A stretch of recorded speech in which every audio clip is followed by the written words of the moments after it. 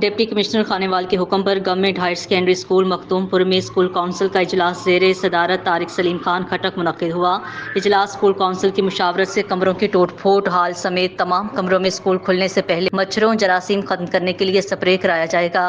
Principal نے school council ممبران سے گفتگو کرتے ہوئے کہا ہے کہ ہمارے اسکول کا نظم و ضبط بہتر بنایا جا رہا ہے، طالب علموں کی پڑھائی میں 100% بہتری لا رہے ہیں۔ اسمبلی کے وقت تمام طالب علموں کو اصلاح کے لیے لیکچر دیا جاتا ہے۔ ہائر سیکنڈری اسکول کا رزلٹ 1156 اور 1900 سے زائد نمبر اکثر بچوں نے حاصل کیے ہیں۔ انگلش میڈیم سیکشن کا رزلٹ ملک محمود سلطان کا رزلٹ 100% رہا۔ مہر سعید، ہراج دلاور، منظور بھٹی، علی حیدر سمیت دیگر اساتذہ کو بہتر رزلٹ آنے پر پرنسپل نے اور اسکول کونسل ممبران لال خان بھٹی، سلیم اکبر خان پہوڑ، محمد وارث، منور گجر، حافظ یوسف، ملک اشرف، ڈاکٹر امجد بانگا، راشد شاہد کلرک، عمر دراز کلرک سمیت دیگر نے مبارکباد دی۔